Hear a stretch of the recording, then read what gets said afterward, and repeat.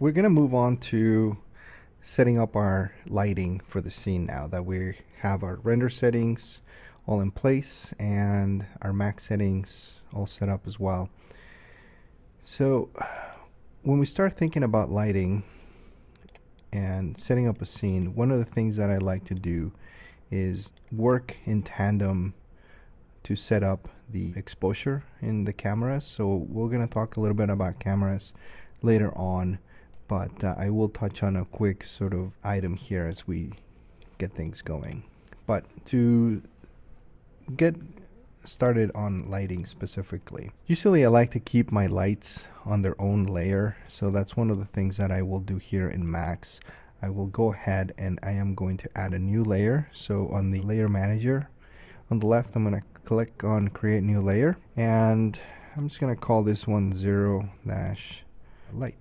And usually I like to put sort of the 0 in front of it so that at least it gets brought to the top and it's easy to find. You can see in my layer management, everything that's geometry has a 3D in front of it, and everything that is sort of supporting of the scene has a different character, just to help keep things nice and neat. So under lights, my layer is current. There's multiple ways of doing ambient and global illumination lighting in Vray. The one I'll start with is the daylight system. And the daylight system has been around Max for a long time, but was never really integrated with Vray up until Vray 2.0. And so it's a really easy way to set up what is a Vray sun and sky system within Max. And what we're setting up is a physical simulated sun that will be rendering our scene. So on the right hand side, I'm going to go to the create tab, which is the first tab here with the yellow sort of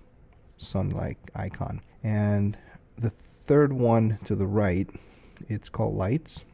And the drop-down menu has photometric, standard, and V-Ray. This is where you access all your V-Ray lights. You can see here there's a V-Ray sun, and that's really what we want. But if I click on this one and insert this one, it really will only give me that particular sun light or V-Ray light, but I have to manually place it. One of the nice things here with the daylight system is I want to tie it to location and a time of day and that sort of scenario, which is a little bit more realistic and in terms of, you know, getting accurate results if you're trying to match shadows from a photograph or things of that nature. So I'm going to go to the create tab here at the top, and then I'm going to go all the way down here under systems, and then I'm going to go to daylight system, so you can kind of see there the sequence to get to it. When I click on the daylight system, the right hand side you can see it switched to daylight. So you can also get to it here from systems and daylight system. So there's a lot of redundancy in these menus and the top menu, so you can get to either or, but it's the same thing. And so right now, after I created it, you can see on the bottom left it says click and drag to create its own system. And so it's prompting me to do that. And so I'm going to do it here on the side so you can see it. I'm going to left click, and then I'm going to drag my cursor slightly just to get that compass rose on the ground. And then when you let go of the click, it prompts you to say, hey, do you want to create a mental ray sky? We are using a V-Ray sky with V-Ray light, so in this case I'm going to say no. And then it prompts you to set the sunlight icon itself. So you just kind of drag a little bit and click. And when you're done, just right click and we're done. And so when I orbit, you can see there is my daylight system, which is comprised of a compass that will basically set the north orientation, and we can adjust that. And then also the actual sunlight, which is up in the sky. And one of the things to keep in mind here is the location of this system in relationship to your scene.